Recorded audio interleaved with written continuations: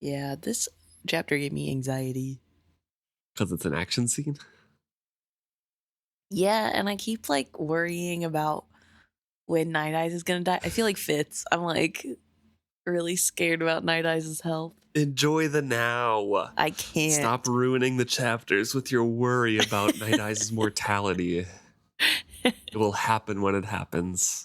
I know, but I also know it's gonna happen soon, and I hate it. Hobb and Hobb was really real about that. I hate it.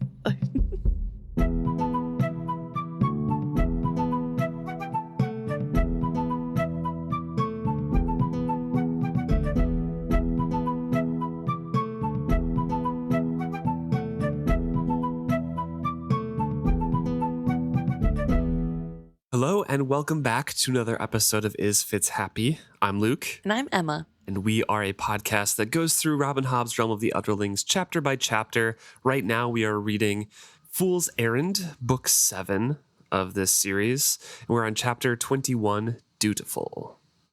And if you are just tuning in for the first time, beware, we are a full spoilers podcast. We have read these books before and we will be discussing the whole series. Yes, spoilers ahead. And also, tinfoil hat theory ahead, because I have a wild one. Okay. Strap in. We'll get there when we get there. Okay. I'm excited for it now. All right, so the beginning of chapter 21 starts with an epigraph, an excerpt from Badgerlock's Old Blood Tales. Yes, and I have been trying to keep track this time of epigraphs, who's writing them, and how often names are repeated. Badgerlock has written, or has had 4 of these epigraphs put in. This is number 4, all from Old Blood Tales. Badgerlock has not been referenced in any other way. Yeah. Which is kind of fun. So this is a story, a little anecdote, or I guess a fable, or a warning, or just a tale of an old blood person. Supposedly, that is known for her weaving. She's a old kind of loner person who lives in the middle of nowhere, but known kind of nationwide as an excellent weaver. And her pieces are sought out by nobles and people with means, but she still lives simply away from other people, and eventually is not responding, and it doesn't show up for the weekly market. So somebody goes and checks on her and finds that she is dead at her spinning wheel. However, as they touch her shoulder, a giant spider kind of leaps out of hiding and scuttles away. And they know that she is witted, so they chop up her body, burn it, do the whole thing with the witted people, and then also burn all of the works that have ever been known to come from her spinning wheel. Yeah, so this is kind of a weird epigraph in that, as I said before, we've had 3 other stories from the Old Blood Tales of Badgerlock's writing, and this is the first time that the whole epigraph is just a story. The other times I feel like we're getting more rules of engagement, other people's perceptions of witted folk, and then here, this is just a story with the writer just giving us the story itself, not putting any sort of opinion in that story, just repeating to us what they've been told, supposedly. Right. And I find it really strange for a couple of reasons, but my big one is I feel like insects are not wit partner availability. Like, I don't think that's a thing, and I say this because we have never once had Fitz comment on bugs, talking to him or not. I mean, I think he's talked about fleas with the dogs or ticks or whatever. Like, he has spoken on bugs, but never about bugs being able to communicate with him through the wit that we know of. This is a fine, fat spider the size of a man's fist, though. Maybe larger spiders have some more formed conscious. I don't know. It just feels really weird. I don't know. I don't like it. I don't. And they're not insects. To it. They're arachnids. Okay. Same difference. Not a mammal. How about that one? True. And, well, I guess fish aren't mammals. Correct, Right. but you're not supposed to bond with fish because they're school That's true. kind of things. And birds, you're not really supposed to bond with, except if they're like loner birds. Because like you Horrible. can't like bond. You shouldn't be around flocks Yes. of things or schools. So I guess of ants are things. out. Yeah, ants are probably out. And bees. Ants and bees bees, yes. are bad. It just feels like a weird choice because we don't get to know whether or not she actually is witted. She Right. just, in this story, is assumed to be Yeah. because the spider was on her body and then spun a web around the weaving tool, The loom. Yeah. And so everybody just assumed that's how she's so good at what she did. And because we don't have Badgerlock to say one way or the other, it leaves me feeling like, is this true? Or is this just like a tale that non-Old Blood people tell each other about how scary it can be that anybody could be witted?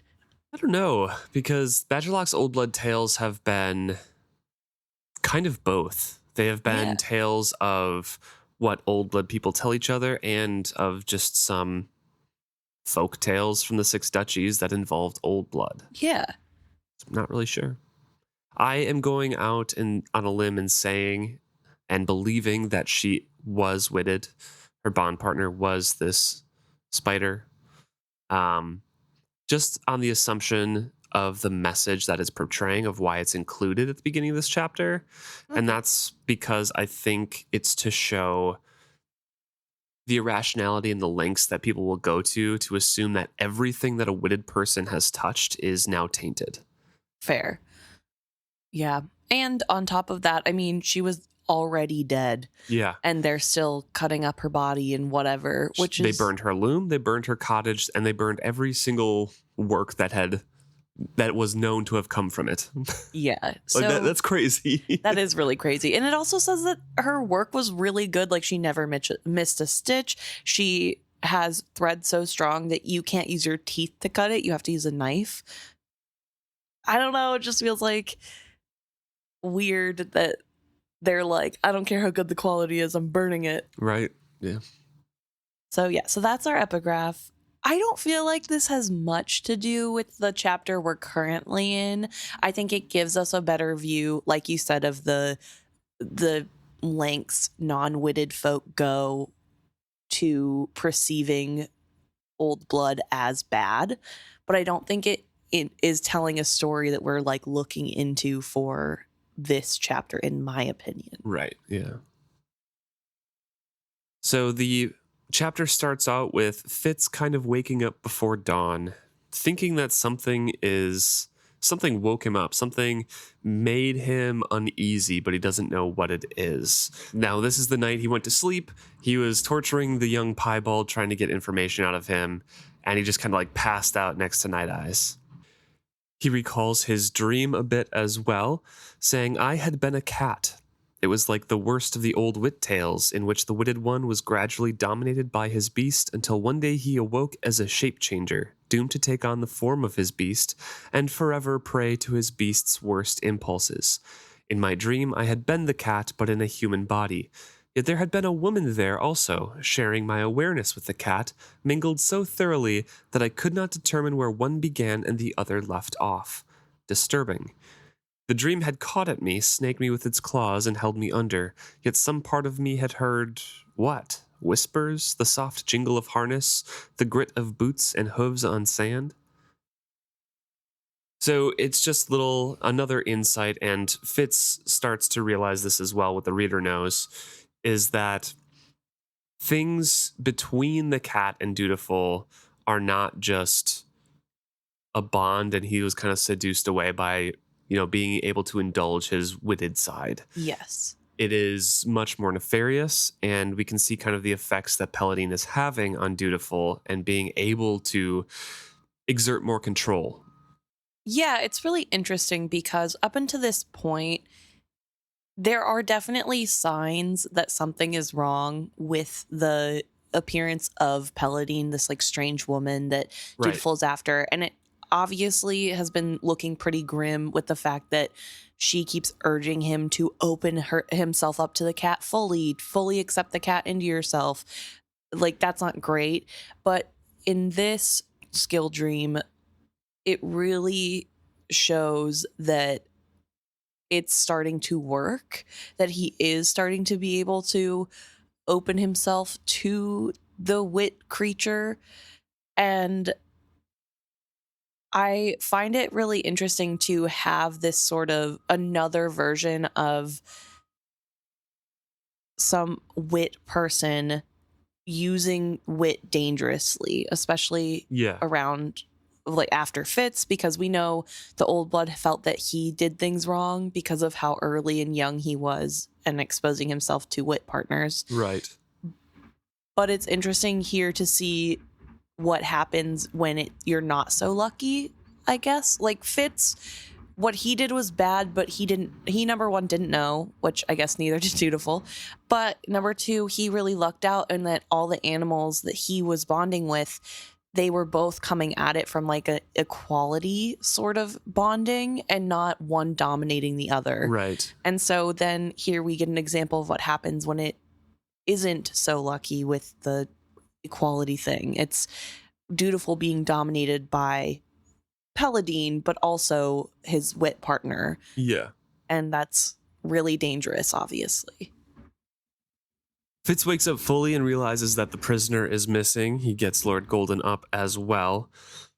And he realizes not only was the prisoner missing, but Laurel and Whitecap were gone. Stupidly, he says she went after him. And he says that was a stupid thing to say.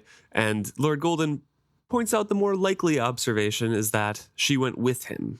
Well, not so much Lord Golden anymore, because once it's realized that they're alone, it's just the fool. Mm-hmm. He's dropped all pretenses. He is not trying the posturing or the voice. It is fool here with them. And the fool says, when you fell asleep, she insisted she would take first watch. She promised to wake me when her duty was over. If I had not been so concerned over your behavior, I might have seen how peculiar that offer was. His wounded look was almost an accusation. She loosed him, and then they left deliberately and quietly. So quietly that not even Nighteyes heard them go? There was a question in his words, if not his voice. He isn't feeling well, I said, and bit down on any other explanation. And they are letting Nighteyes sleep at the moment. Nighteyes is still passed out, heavily dreaming and sleeping. Yes. And Fitz is sort of having a little bit of a frustrating time here because he's not sure if Nighteyes truly didn't hear them leave or if he chose to keep Fitz asleep so that Fitz could not go after them. And it feels like it could be that option. Yeah, I think Fitz is definitely leaning that way. Yes, but he doesn't know. And this is sort of a interesting moment because we have Fitz who was struggling yesterday with so much, and last chapter, so much with this sort of, I need to get information. I'm willing to do anything for the Farseer line, including torture and kill this person. And then today we have more of the sane Fitz that we know and love, who's like less inclined to kill a person and is very sort of miffed as to why Laurel would have gone away with the prisoner. Yeah, and asks that question, why would she have gone with him? The fool guesses unwillingly, perhaps she thought you would kill him, and she didn't want it to come to that. I wouldn't have killed him, I replied irritably. Oh? Well then, I suppose it is good that at least one of us is sure of that, because frankly, the same fear had crossed my mind. He peered at me through the dimness and then spoke with disarming directness. You frightened me last night, Fitz. No, you terrified me. I almost wondered if I knew you at all. I didn't want to discuss that, and so he continues to talk about Laurel. But this is what we were talking about last episode, why we were frustrated with the fool, is because the fool, as you mentioned last episode, is Fitz's safe harbor. That's like the one person who doesn't judge him, accepts him for who he is. The fool knows who he is. Yeah. And doesn't know, oh, I almost didn't recognize you last night. No, that's who Fitz has been. I think it's really hard because we know how much Fitz was struggling in that moment, and Beloved doesn't. Also, I think that it's one thing to know that your best friend slash crush was an assassin, was trained to be an assassin, was raised to kill other people for the crown, and then another to see that in action. Yeah, Like, true. I feel like on a milder way, it is so weird when you know a friend from not work and then you go to their place of work and see them working and you're like, oh, whoa, weird, who are you? Like, that's capitalism. Don't is use your taking over. professional voice. Stop it. Please stop using your customer service voice on me. I hate it. But like, I think that's like a milder version of watching your friend who clearly knows what they're doing attacking this kid because you weren't trained to see the bad guys as bad guys regardless of age. You know what I mean? Like, it would have been hard anyway, I think, for Beloved to want to harm anyone. But on top of that, it's a kid. He's a teenager and very clearly doesn't know that much. So it does feel like Fitz went way overboard. But also, not to excuse what Fitz did, but Fitz didn't really hurt the kid that much after fighting him whenever his life was on the line. I mean, yeah, he did almost choke him to death. I will give you that. But after that, no, I'm talking about in the cave. Like, yeah, he hurt him pretty bad. He just pushes him around. He's just like kicks him incredibly hard. Maybe cracks a rib. We don't know. Pushes his head against the rock wall multiple times. I mean, yes. He's like twisting his arm. I'm not saying what he did was good or right or that it wasn't that bad. I'm saying in terms of actually torturing a person, that wasn't nearly anything close to what normal torture is like. You know what I mean? Yeah. I don't feel like he wasn't like breaking the kid's fingers one by one saying, where is he? Well, I mean, that's what Fitz went through, though, is just being beaten up. Yes, you're right. And I don't know. I don't want this to come across as me being like, it's fine. Why does everybody care? I understand why they care and how bad this is. I'm just saying that I feel like Fitz didn't, I don't know. He just was threatening verbally to kill this kid. He didn't actually put the kid's life in danger at any point. He put his knife to the kid's eye, Well, like that on his kill cheek. You. No. I'm not. I mean, again, yes, it will, but it could. Well, okay. See, I don't like this because I don't want it to seem like I'm like pro beating people. No, I get where you're It's coming from. Like, it's not like he was egregiously, violent and peeling off fingernails and, and like giggling about it and like, stabbing him and stuff like that. He was still violent, of course. It's still torture, but he wasn't, backing up his I'm going to kill you with slowly maiming this kid or anything like that. Sure. It just, I guess, in the point that I'm trying to make is that it feels odd to me that in relativity to torturing somebody for an answer, Fitz did so little and scared everybody so much, like including Beloved. I feel like that's more what I'm trying to get at, is that in the grand scheme, Fitz wasn't doing that much, and the fact that Beloved couldn't see past what little he did is crazy to me, because you should be able to trust your friend. We know that Fitz was on the precipice of maybe killing this guy, but Fool doesn't know that. He didn't have the internal dialogue to read, so I feel as though he could have at any time taken Fitz aside and been like, you're doing such a good job of scaring this kid, maybe tone it back. Like, right. And come at it from an angle of, I get what you're trying to do. Yeah. Instead, it was just like horrifying that Fitz could kill an innocent, even though this kid isn't that innocent, whatever. I think that's where my frustration comes through. Right. I don't know. And we talked about that a lot last week too. And it's just kind of, I don't know. The Fool saying it now is just not worth anything with his accusation in his voice. Yeah. Come on. We know Fitz is messed up. We know that what he did wasn't great. We know what went on in his mind, and viewing it was different. Yes. But still, like, you had chances before, you didn't act, and now you don't have to be accusatory in your tone. Yeah, it's too little too late. What if the kid had died? would you said something then? Like, I don't know. It's just he had so many opportunities and ways to have gone Mhm. about this and to have seen through it. And And he so, keeps bringing it up later too. So yeah, it's it's just oh, like come on. he can't get over it. And it's not even like Beloved is this like innocent creature who has never had to deal with the darker sides of political intrigue. He was around when Regal was there. Like, he knows that this is something that happens Right. in this line of work. And so, I don't know.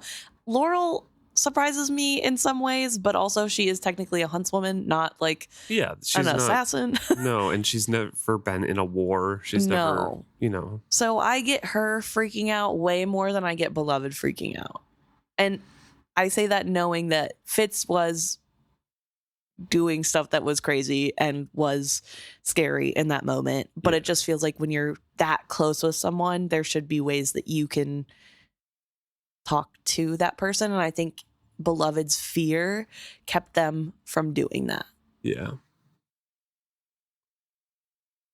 But also, as we get into this, Fitz doesn't want to talk about what happened yesterday, so he's sidestepping, which is such a Beloved move. Like, he's always mad at Beloved for never answering questions when it's convenient or whatever, but then he does the exact same thing back. So Fitz brings up wondering if maybe Laurel is innocent still. Is it possible that the captive somehow broke free and took Laurel along? Is this sort of, she's a captive in this situation?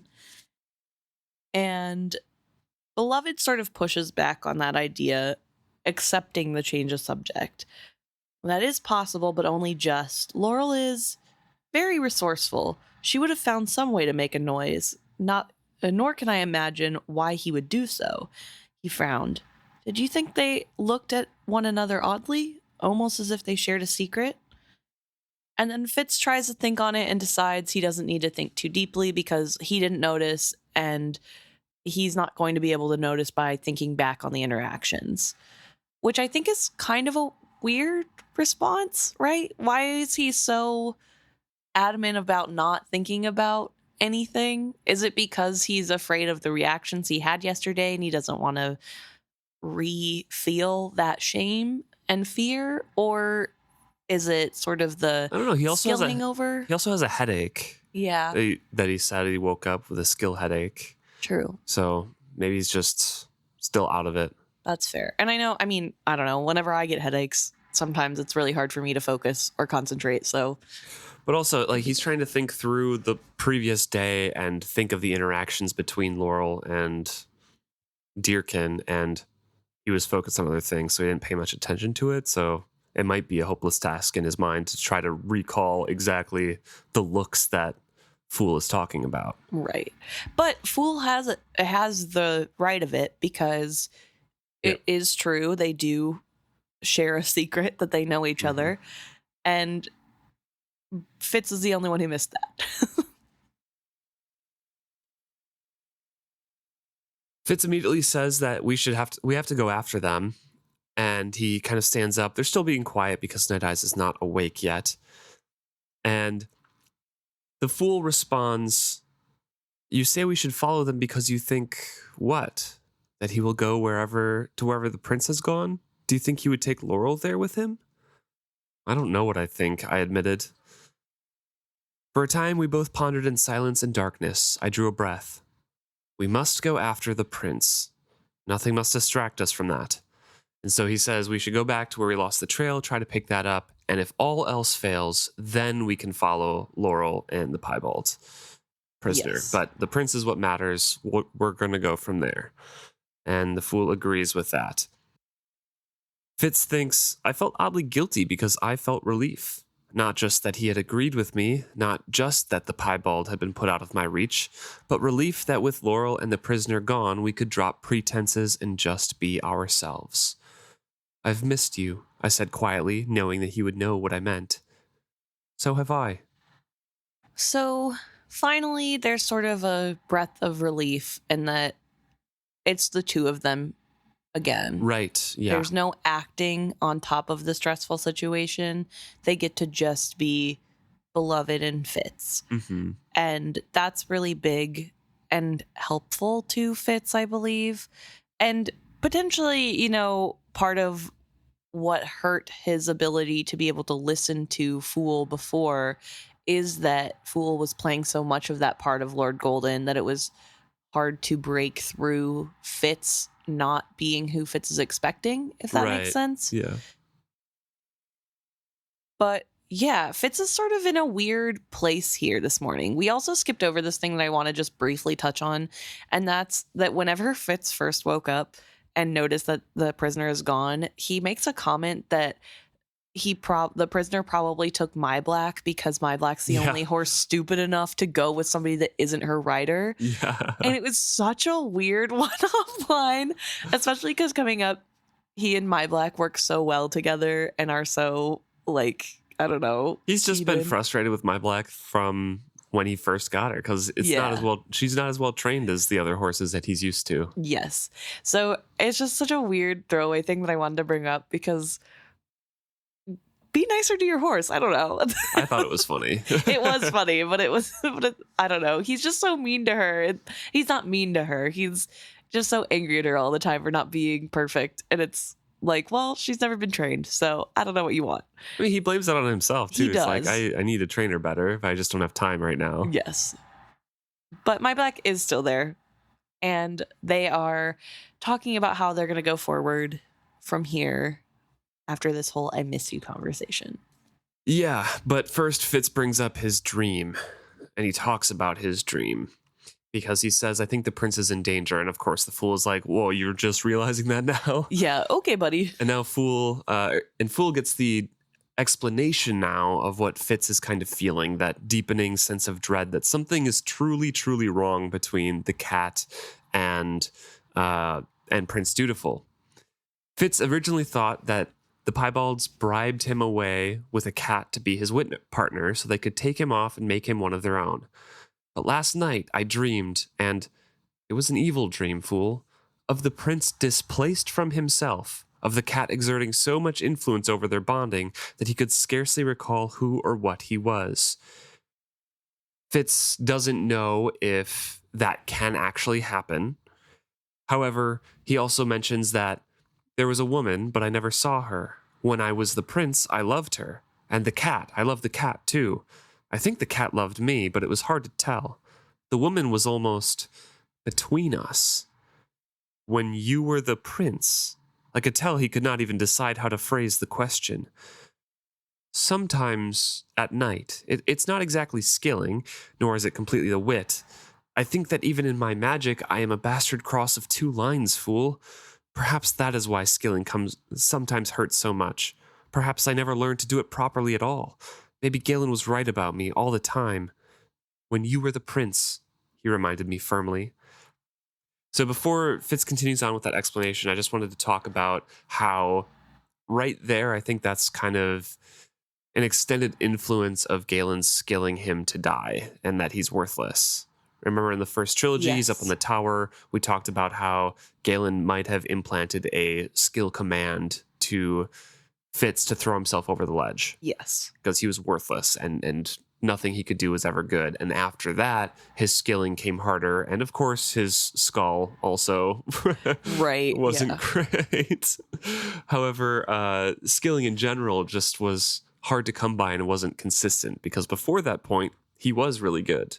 Yeah. And he was able to access the skill quite readily and whenever he wanted to. So I think right there, when he gets caught in that self-fulfilling, like, I am worthless. This is, maybe Galen was right about this whole thing. I think that's kind of just his brain, being kind of bringing up that echo and that skill command again. And he's reminded out of it quite swiftly by the Fool, who's like, no. We're talking about this. Stay on topic. Don't dwell. Yeah. It is so interesting, right? Because we don't really know how the skill works deeply enough to know what effects are from skill and what isn't. Right. And that's why it's fun to speculate. Yeah, definitely. But I think, especially with that moment when he was, we think, skilled to jump off the ledge, I'm pretty sure that is confirmed. Maybe I'm crazy. Maybe it's just because we all believe it. But I'm pretty sure it's confirmed that Galen did try to skill at him in that moment. But it's interesting how that would then still have lasting ramifications, because I mean, it makes sense, right? Skill isn't just a one-time use thing. It's kind of right. And we were just talking about, we don't know if Shrewd giving command to, like, for loyalty to Fitz when he was 9 might still have ramifications now. Yeah. It's really interesting to think of, like, was there a difference in somebody saying, like, jump off a cliff right now, and somebody saying jump off a cliff because you're worthless forever? I don't know if I phrased that well in a way that makes sense, but I don't know. It's crazy, but it is. I mean, I don't know, 15 years later, and Fitz is still talking about how Galen might be longer than 15. Yeah, because that's true. 15 was at the end of the trilogy. It's now been my 20 That's years. crazy to think about. But yeah, so even this long, and I'm not saying it has to be skill to still be affected by something like that. Obviously, just regular bullying can have that effect, that long-lasting effect. Right, yeah. And especially because he did fail, right? Like, he was never fully trained. Yeah, this doesn't have to be magic at all. Yeah. I just think it's a fun connection to that first trilogy if it is. Yeah. Fun in quotes. Yeah. Not so fun for Fitz. Fun for the reader. But yes, so this is the first time Fitz is really opening up about the way skill works to Beloved, I think. Yeah, this the first time opening up about these particular dreams, because he says, like, I become him, like, I'm riding along with him. I'm not aware of myself. I am him. I've never tried to communicate because that never occurred to me to talk to myself. Yeah, and it's really interesting to have him go through that, because he hasn't really had to talk about it to anyone else before. I mean, a little bit to Chade, but even with Chade, he didn't fully go into depth of what happens when he has the dream. He just shares that he has dreams with Dutiful in them. Mm-hmm. And so here we have him talking to Beloved about it, and he is so secretive about skill and wit in general. It's kind of crazy that no hesitation is just explaining to Beloved about this. Yeah, he says later he's like too tired to dissemble and try to lie or do anything like that. He's just like, I just need to say it, I guess. I'll just talk about it. Yeah. And he does really answer most of Fool's questions about it, but I understand why Fool is so interested in this. Right. Because it does really touch on the same thing that he can do as a white in a way. It's like adjacent. Yeah, a little bit. Because we know that whites have prophecy dreams, right? That's the whole thing, is that his dreams are written down and then sifted through to see what the meaning is. So I feel like that is why now Beloved will not drop this topic and has so many questions about what are the parameters, what can you do, but it's also a link to another Farseer heir, right, that Fitz has. Yes. And that could play into those prophecies that he's talking about. Absolutely. Because he brings up, later on, I had told Fool about Nettle and, some of these other dreams that I had, but I never really talked about Dutiful before. Yes. And the Fool is very thoughtful about these, and he stays quiet for a long time. So we have kind of a discussion with Nighteyes before it gets brought back up and talked about more with the Fool. So eventually Nighteyes, as I mentioned, does wake up here. And Fitz just asks him, how long have they been gone? You know I let them go. Why do you even ask me that? I had changed my mind. Couldn't you feel that? I had decided I wouldn't even hurt him, let alone kill him. Changer, last night you bore us both too close to a very dangerous place. Neither one of us truly knew what you would do. I chose to let them go rather than find out. Did I choose wrong? I didn't know. That was the frightening part, that I didn't know. I wouldn't ask him to help me track Laurel and the Archer. Instead, I asked, think we can pick up the prince's trail? I promised you I would, didn't I? Let us simply do what we must do and then go home. I bowed my head. It sounded good to me.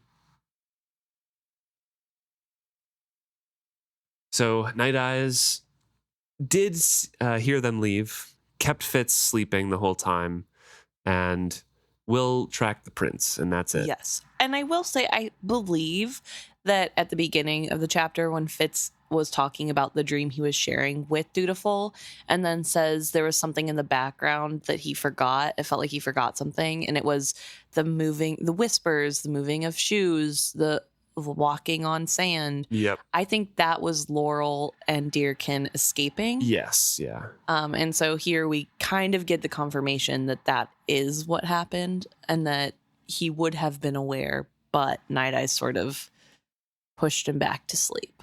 Yep. And poor Nighteyes here, I feel so bad. Nighteyes is just wanting to go home, is ready for this to be over. This has not been a fun time. Nope. And they really did walk that line last night of Fitz really losing control of everything and losing who he was over this incident, which is, I don't know. Like, I don't know how it got that far so quickly. Yeah. Or why Fitz would be pushed into feeling like he needed to do that all of a sudden. You know what I mean? He also needs it done. He also wants this thing over. I don't know. It just seems so odd to me especially because now we're back to normal Fitz. Last chapter, he had all those issues. This chapter, we're seeing normal Fitz again.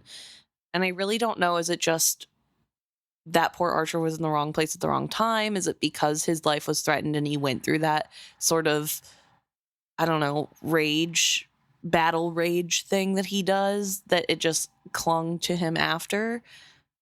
I don't know. But whatever it is, it's gone now, and Fitz is kind of glad that he doesn't have to see if it'll come back. Right. So they are going to leave, and hopefully Nighteyes can keep up. Yeah. He says, you better hope so, because without me, you haven't a chance of trailing the prince. A single set of horse tracks led back the way we had come. Heavy imprints. They were riding double as fast as Whitecap could carry them. Where were they going, and why? Then I put Laurel and the Piebald out of my head. It was the prince we sought. Whitecap's hoofprints returned to where we had been ambushed the day before. I noted in passing that the Piebald had retrieved his bow. Then they had ridden back toward the road. Whitecap's tracks were still pushed deep in the damp soil. They had gone on together then. So we know that Whitecap is carrying Laurel and Piebald back to get help from other old blood people against the Piebalds.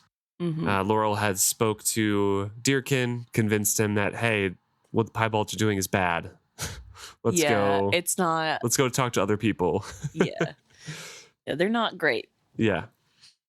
So they discover other fresh tracks at this ambush site, and they kind of realize that, oh, of course, the archer had no horse with him, so they sent back somebody to pick him up to find their sentry. These fresh tracks came from the northwest, then turned, then went back that way. I pondered for a time, and then the obvious hammered me. If they had sent somebody back to get him. At least they left us a clear trail to follow. I glanced over, but the fool's face was still. He did not share my elation. What's wrong? He gave a sickly smile. I was imagining how he would feel now if you had killed that boy last night, beating their destination out of him. I did not want to follow that thought. I said nothing, and I concentrated on the tracks in the earth. Once again, using a beloved tactic of just not responding to what he doesn't want to talk about. Right. Beloved once again bringing up, like, hey. Imagine if you went through with what you wanted to do, which is so mean. Fitz knows that it was bad. He knows he went too far last night. I guess, to be fair, he hasn't said that out loud to Beloved, but you would think how close they are, Beloved would know. Fitz knows that he did wrong, but maybe it comes across as Fitz doesn't know that he did something wrong and that he would do it again. I don't know. Hard to tell, but obviously it is very heavily weighing on Beloved. And maybe what we're saying the fact that Beloved could have stepped up more, could have used their friendship way earlier, is just now sort of dawning on him that this could have been on him as well. True. So maybe that's why it's so hard for him to let it go. But Fitz has no problem letting it go because Fitz does not want to dwell. And he's on the task. He needs to get Prince Dutiful back. So they push on following those tracks of the fresh horses. It's easy to track now with that. And they come upon a campsite. Obviously, the campers spent a very wet night there because there's kind of rained out fire that was never rekindled. There's mud all over. And Fitz is kind of angry at himself because the day's still young when they come upon this. And he says, if we had pressed on yesterday after we encountered the archer, we would have caught them up here. I should have guessed that. They put him in place knowing that they would not go much farther. He had no horse. It's so obvious now. Damn fool, the prince was within our grasp yesterday. Then likely he is today also. This is better, Fitz. Fate has played into our hands. Today we go unencumbered, and we may yet hope to surprise them. So yeah, this is another aspect of the whole going dark mode for Fitz yesterday that I don't understand, because they could have just kept going. I do understand because they were being sandwiched in between two groups and it was danger from either end. And a storm was coming. There was a lot going on. It makes sense to not continue following the trail when you have somebody that's part of the group. Yeah. However, Fitz's need to get the information out of this kid makes even less sense when you think about it more this chapter, because like he said, they could have had him if they would have kept on. If there was no ambush and they would have kept on the way they were going, they would have found him that day. And so why did he suddenly feel the need to want to try to kill this kid? I mean, hindsight is nice to look at like that. That's true. But yes, so it is really frustrating, Fitz. And I think part of that frustration too is also his disappointment in himself for how he acted in a way. Yeah. But it's too late now. And Fool does make the correct observation that it is kind of better for them that it's just the two of them now. Well, three, because Nighteyes. But also they're not encumbered by a prisoner. Yes. And there's nobody behind them. Probably, yes. Fitz makes the observation that Laurel and the other Piebald did not come this way, so the party sent back somebody, found no sentry, and now the people that they're pursuing, Prince Dutiful and the other Piebalds, are probably going to be very wary. They are missing another person. We should assume that they'll be on their guard now. They will fight us when we try to take the prince. We'd best assume that the prince will fight us also. Even if he doesn't, he's going to be of little help to us. He was so vague last night. I shook my head and discarded my concerns. So our plan is surprise them if we can, hit them hard and take what we want and get out fast, and ride for Buckkeep as swiftly as we can because we won't be safe until we are there. He followed the thought further than I had been willing to. My black is swift and strong. You may have to leave Malta and me behind once you have the prince. Don't hesitate. And me. The fool glanced at Nighteyes as if he had heard him. I don't think I can do that, I said carefully. Don't fear. I'll protect him for you. I felt a sinking in my heart. I kept severely to myself the worry, but who will protect you? I would not let it come to that, I promised myself. I would not leave either of them. I'm hungry, the fool noted. It was not a complaint, merely an observation, but I wished he had not said it. Some things are easier to ignore than acknowledge. And that is the title of Fitz's memoir. Yeah. But yeah, they have this moment here where they're realizing... A little foreshadowing of Yes. Fitz and Dutiful going through the skill stone and Nighteyes and the fool being left alone to defend for themselves. Yes. Being captured. Not great. Not great at all. Yeah. So, yeah, it's so sweet of Fitz that he wants to be able to keep everyone together. He doesn't want to leave his loved ones behind. But in this situation where Farseer line above everything else, that's sort of a pipe dream. That is not necessarily a guarantee. Yeah. And so it's really hard in this moment to really think about it. And so he chooses not to, instead of just planning for if that does happen. which, he knows that he'll have to. yes. He's But promising himself that it won't, but I think it's the same kind of promise that he promised Nighteyes. It's the same thing in his mind of, like, oh, I'm definitely going to do this. I'm going to stop skilling after today. I'm never going to look back out. Yeah. It's that kind of promise to himself. Yeah. And it goes back to this trait that Fitz has, where I do think in a lot of ways, Beloved and Fitz have a lot of similarities. They're sort of foils, not fully, but in a lot of ways, decisions they make are foils of each other, and that Fitz does not dwell on things he doesn't like thinking about, and he won't. I guess I don't know that Beloved does that. That's not fair. But Fitz has this bad habit of not thinking on things he doesn't want to and not taking ownership when his lack of planning or his decisions end up poorly. Right. And so here, instead of taking a moment to say, okay, well, if that happens, here's where we're meeting, or I will come back for you after I get to the castle. Instead, he just says, it's not going to happen. I'm not thinking about it anymore. And he moves on.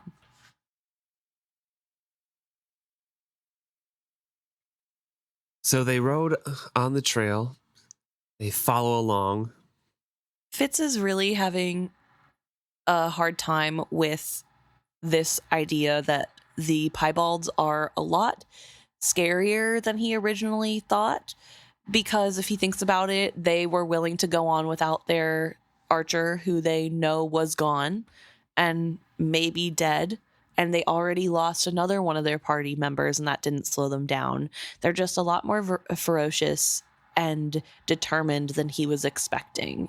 Yep, so he has to discard the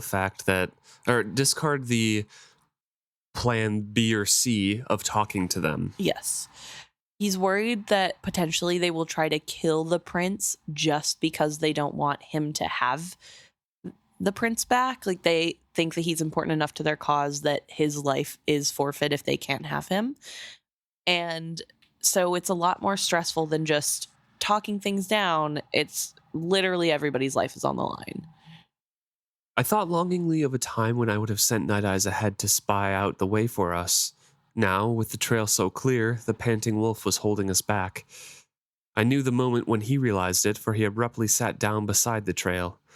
I pulled in my black, and the fool halted also. My brother? Go on without me. The hunt belongs to the swift and keen. Shall I go on without my eyes and nose, then? And without your brain, too, alas. Be on your way, little brother, and save your flattery for someone who might believe it. A cat, perhaps. And he melts into the forest. The fool looked askance at me. We go on without him, I said quietly, and glanced away from the troubled look in the fool's eyes, and they moved forward without Nighteyes. Yes. I don't know why Fitz doesn't talk to Fool about how bad things are for Nighteyes. He very easily could, and it's not as though Fool doesn't understand how... I think the fool understands, I think that's the point. Just like, hey, I don't want to talk about how I'm feeling about this. Nighteyes isn't doing good, so... Yeah, and I mean, it's not like they don't know, or he doesn't know that there are the wounds that Nighteyes is healing from, right. And also he's pretty old, so this is a lot, and there's no food. Ugh, poor Nighteyes. So they're pushing on, following this trail. The fool says, I make out 6 of them. I nodded. At least. There were cat tracks near the water, 2 different sizes, because they stopped at a place where the other party stopped and rested as well, because there was a stream and some berries. We know one rode a warhorse. Should we expect at least one large warrior? I shrugged reluctantly. I think we should expect anything, including more than 6 opposing us. They ride towards safety of some kind, fool. Perhaps an old blood settlement or a piebald stronghold, and perhaps we are watched even now as we follow. He glanced up but didn't see any birds, and they keep going on, but he knows that the bond animals could be spying. Right, and there's no way to know if they are spying because they're in a forest, in the wilderness. There are animals everywhere, and just because they don't seem like they're paying him too much attention doesn't mean that they are not. So... And the fool now takes the opportunity to bring back up the shared dreams with Dutiful, asking how long has it been happening to you? Fitz says I had not the energy to try to dissemble with him. Oh, for some time. Even before that night you dreamed he was at Galekeep. I answered reluctantly. I'd had a few odd dreams before then. I didn't realize they were the prince's. You hadn't told me of them, only that you'd dreamed of Molly and Beric and Nettle. He cleared his throat and added, but Shade had mentioned some of his suspicions to me. Did he? I was not pleased to hear that. I did not like to think of Shade and the fool discussing me behind my back. Was it always the prince, or only the prince? Or are there other dreams? The fool tried to conceal the depth of his interest, but I had known him too long. Besides the dreams you already know about, I deferred. I debated swiftly, not whether to lie to him, but how much of the truth I wished to share. Lying to the fool was wasted effort. He'd always known when I lied to him, and managed to deduce the truth from it. Limiting his knowledge was the better tactic, and I felt no scruples about it, for it was the device he most often employed against me. You know that I dreamed of you, and, as I told you, once I dreamed clearly of Beric, clear enough that I nearly went to him. Those, I would say, are the same types of dreams as those I have had about the prince. You do not, then, dream of dragons? I thought I knew what he meant. Of Verity's dragon? No. Even when I touched the stone that had held him, I felt no trace of him, only that distant wit humming, like a beehive far under the earth. No, even in my dreams I do not reach him. Then you have no dragon dreams, he pressed me. I sighed. Probably no more than you do, or anyone who lived through that summer and watched them fly through the skies over the 6 duchies. What man could have seen that sight and never dream of it again? And what skill-addicted bastard could have watched Verity carve his dragon and enter into it, and not have dreamed of ending that way himself? And so Fitz kind of thinks on that ending for himself and knows that's how he's going to end. That he knows, even if he can't fulfill it himself and carve a dragon himself, he knows he's going to go up there and try. Yeah, so this is where we come to my crazy tinfoil hat theory. Okay. I have 2 versions of this. One I like better, so I'll start with the one I don't like as much. I feel like potentially Fitz can see the future in a way. He sometimes makes guesses about what his future will look like that do end up coming true. I mean, for instance, when he thinks about his future with Molly, yeah, it doesn't happen right away, but his future of happiness with Molly living kind of in the middle of nowhere with a bunch of kids does happen. And then here, he's gonna go carve his dragon, and that's how he's definitely gonna end in his old age, and that is how he ends. I know that's kind of a reach. And it could be a writing device. It could be a writing device. But it would make sense then that maybe, like, I don't know, that's why B is able to be formed, because he has some sort of white trait, and then also touching the soul of Beloved, mix it, whatever. I don't know. That's my least favorite one. But my favorite thing is, what if this is like a catalyst thing where that's fate drawing on him? Like, that is his intended fate. That is what is going to happen to him. We know as rereaders, he will be going into the dragon. So what if he feels that pull as catalyst? Like, that's how he's going to end. And he doesn't say, I want to do it right now. He says, when I'm old, that will be my ending. Yeah. And so I'm like, what if this is like a catalyst thing? What if he just has that pull of where the threads want him to end up? He knows the path. Yeah, it says, I suspected, nay, I knew, that when old age found me, I would make the futile trek into the mountains and back to that quarry. But like Verity, I would have no coterie as to assist me in the carving of my dragon. Somehow it did not matter that I knew I could not succeed. I could imagine no other death than one devoted to the attempt to carve a dragon. And he doesn't have a coterie. I mean, Fool does help him. Yeah, but that's true. And that's not a long stretch by any means to not have a coterie, because you have to have one dedicated to you, and you have to be the leader, and to have a coterie surrounding you and you the leader of it, they have to appoint you the leader. Yes. So yeah. like it's a very long stretch that for part, that part. Yeah.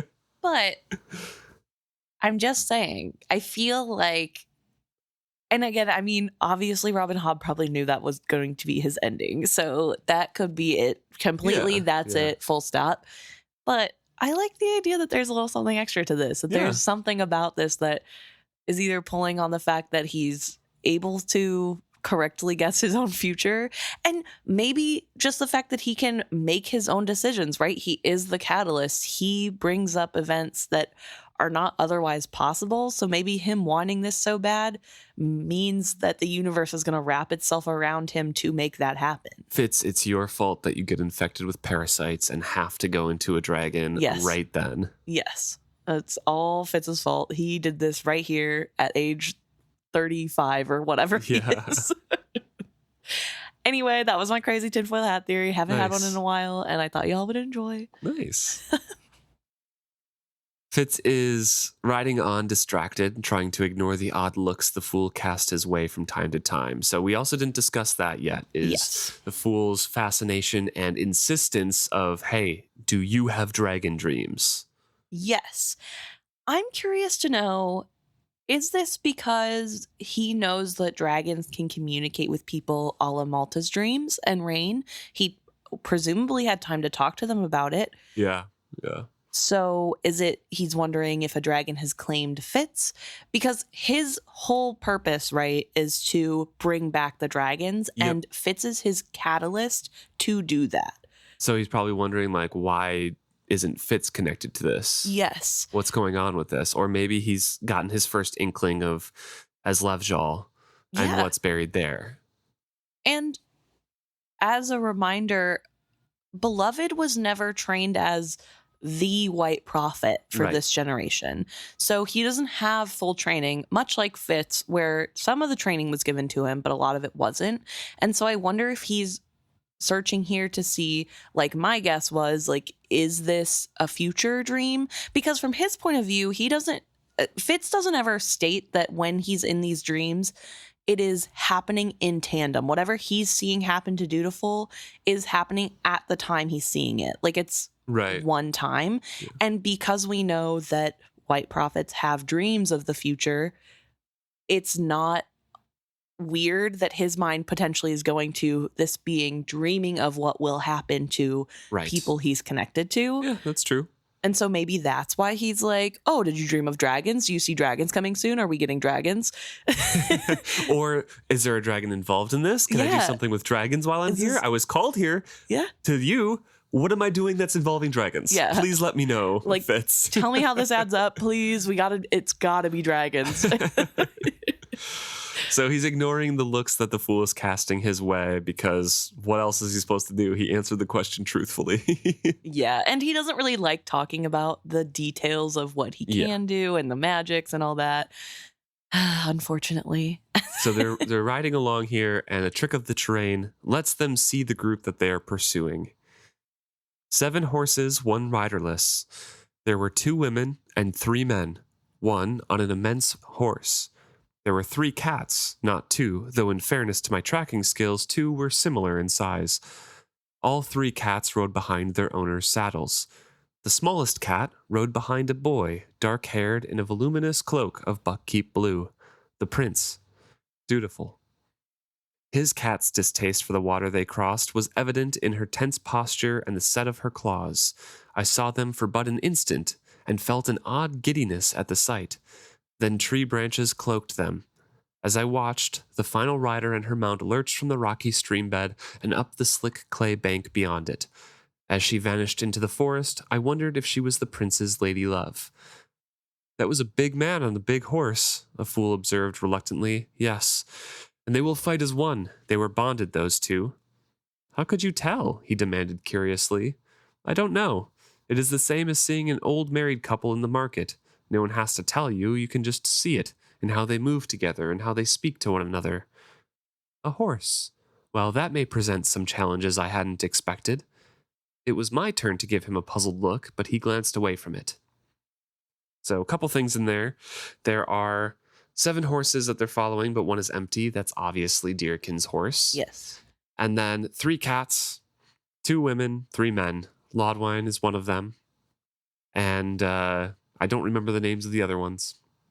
However, the interesting part there at the end is the fool saying, a horse, well, that may present some challenges I hadn't expected. And that's because the fool has a predator charm. Right. The hedge magic. Yes. So not going to be as successful against a horse. Right. Yeah. Who is not a natural predator, I don't think. Correct No. me if I'm wrong, horse. Our listeners that are horse people, please let us know. But I'm pretty sure. Not a natural predator, yes. Just based on the set of their eyes, honestly.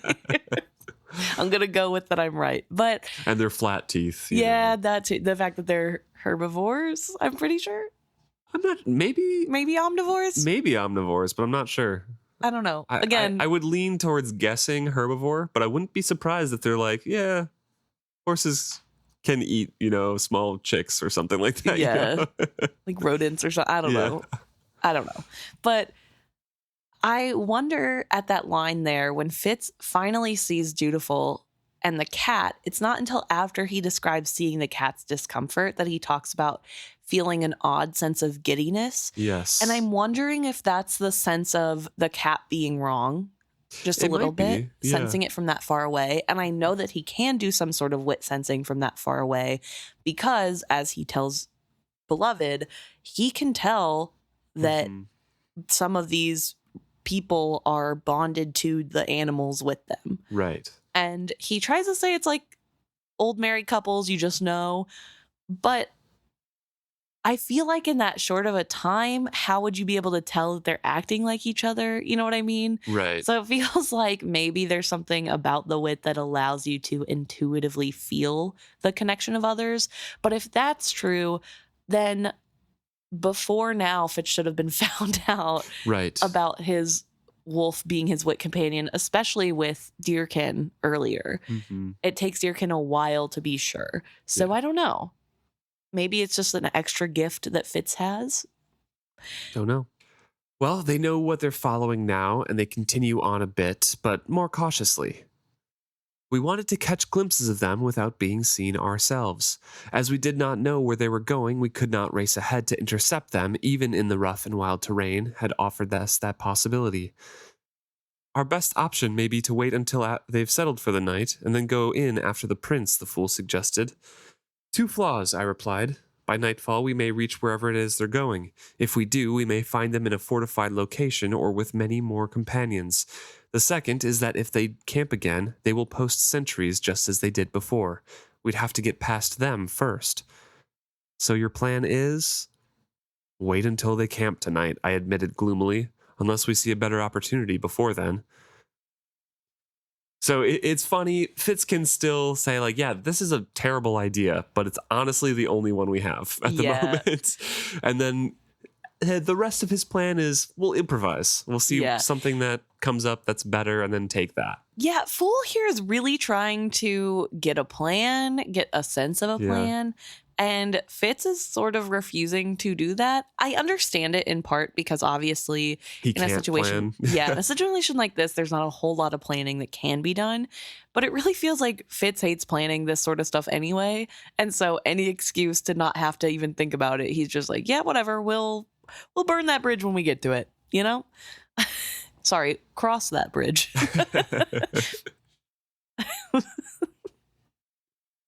Fitz says that his premonition of disaster grew as the afternoon passed. The trail we followed showed signs of use by more than deer and rabbits. Other people used this path. It led to somewhere, a town or village, or at the least, a meeting place. I dared not wait for nightfall and their camp. So he's getting more and more anxious about this whole thing. He knows that his thought before of them getting somewhere by nightfall is probably going to come true now. So now he's kind of anxious and needs to get on with this rescue before night comes. Yeah. And I personally was feeling anxious this entire chapter, and it was getting way worse for this portion. So I don't know if that's just because I know what potentially is coming or if it's the great writing that Robin Hobb has. But I'm going to go with Robin Hobb's a great writer. And I was so on edge of like, get them before they get there, get them before they get there, knowing that they will, because I was still stressed out for them. But yeah, Fitz is sort of waiting here, and as they continue to get glimpses of the party, Fool speaks up to say, "He looks like you did as a boy," the Fool observed as we once more watched them wend out of sight. "He looks like Verity to me," I disagreed. It was true. The boy did look like Verity, but he looked even more like my father's portrait. I could not say if he looked like me at that age. I had had little to do with looking glasses then. He had dark, thick hair, as unruly as Verity's and mine. I wondered, briefly, if my father had ever struggled to get a comb through his. His portrait was my only image of him, and in that he was faultlessly groomed. Like my father, the young prince was long of limb, rangier than stocky Verity, but he might fill out as he got older, and he sat his horse well. So we get this sort of faraway description, but we also have what I feel like is beloved fishing for, "Is this your kid?" Which is kind of weird because he knows, right? He knows he's not fishing, but Okay. I think, yeah. Is he trying to get Fitz to comment on it? Like, why even? Maybe just bringing it up, seeing what happens. I have no idea. It is beloved. Beloved loves chaos. True. Could just be a little stirring of the pot from being bored. Who knows? But it is interesting to me and kind of sad that in this moment, Fitz is so defensive and is noting that, I mean, yeah, he does look like Verity, kind of, but only because Verity's the uncle. Yeah, he's not really defensive more than he just doesn't want to acknowledge Dutiful as his, right? It's Verity's kid. Yes. It's Verity's son, and it was his king's son. It's not his. He can't claim any parentage over Dutiful. Yes. Even though I'm sure Ketcher kind of would have been totally fine with it. Yes. I don't know. It's such a horrible thing, and I really don't think we touched on it much when it happened. We did touch on it, but it is really We did touch on it quite a bit, I think. Oh, okay, yeah. At the end of Assassin's Quest. Yeah, the fact that he is a parent to Dutiful physically. Yeah. But it is heartbreaking that even just seeing Dutiful is bringing up that old pain of, I wonder what my dad was like. Yeah. And it's not necessarily pain. I don't think he's like hurting in this moment, but it's really sad to me when I'm reading this. He just has those idle thoughts, you know? Yeah, because he never got to know his dad. Yeah. And it's so sad to me because I know that Chivalry wanted to know Fitz, but Fitz doesn't know that. And that's heartbreaking. Right. And so then Fitz just has these random thoughts of like, oh, I wonder if he ever had a bad hair day. And that's what Dutiful kind of echoes later on, I think in maybe the next book, or maybe it's at the end of this one, where Dutiful starts asking Fitz a lot more questions about his dad. And it's a lot of inane questions as well. Yeah. And it just kind of like echoes that thought there. Yeah, it's like, so interesting. You just wonder kind of basic things sometimes. Yeah. And I mean, it makes sense, right? I mean, you don't get to meet a parent. But it is sort of odd then, even more so, that he never has those thoughts about his mom. Like, oh, I wonder. He locked all of that away. Yeah, literally all of it. And he never once has a stray thought about. Purposefully forgot her, too. Yeah. Even before he locked away the pain. Uh-huh. So I don't know. I just feel really bad. Poor Kepit. Sorry, Fitz. So when the Fool brought that up, they had the opportunity to observe Dutiful, obviously, but they also got the ability to observe them in their riding order and how often, like, they didn't look back very often. So we know the order that the party that they're pursuing is in. Lodwine with his warhorse is at the front, then followed by the two women. And then there is the empty horse, and then it's the prince, and then two more men and their cats. So that's important for the upcoming action scene. Yeah, and also the fact that they're not looking back is spurring Fitz on more, because if they're not looking back, they're pretty sure they're in a safe area, right? That nothing's going to happen to them. Right. Because they would be looking back more if they were worried about being pursued, or that if they were being pursued, it would be a danger to them. Yeah. Fitz is considering that getting rid of the cat might be the trickiest part of this whole rescue operation, because never once was he ever going to consider bringing the cat back to Buckkeep as well. For his own good, Dutiful would have to be separated from his bond beast, just as Burek had once forced Nosy and I to part. It isn't just a sound bond. It feels not so much that he has bonded as that he's been captured, or captivated, I suppose. The cat dominates him, yet it is not the cat. One of the women is involved in this, perhaps a wit mentor as Black Rolf was to me, encouraging him to plunge into his wit bond with an unnatural intensity. And the prince is so infatuated that he has suspended all his own judgment. That is what worries me. I looked at the fool. I had spoken the thought aloud with no preamble, but as often seemed with us, his mind had followed the same track. So, will it be easier to unseat the cat and take both prince and horse, or snatch the prince and hold him on my black with you? I shook my head. I'll let you know after we've done it. So in this moment, Fitz is so confused, and I'm getting a little frustrated with him not realizing.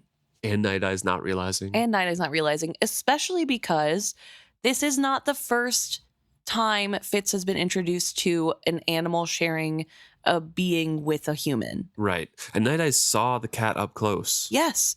So the fact that both of them have had contact, Fitz has been following them for hours, and I know they're not right next to the cat, but presumably within enough distance that would be similar to how he viewed the deer lady. No, I think quite ways further than that. That one was pretty close. I thought they were pretty far. From the deer lady? Yeah, because she was at a stream and they were like up a hill a bit away. No, they were still like hiding because they could like visually see and, you know. I don't know. Well, either way, I'm annoyed because I want them to just figure it out already. Right, I know. Which isn't fair. That's Get not on how with books the plot. work. Come on. Not how books work.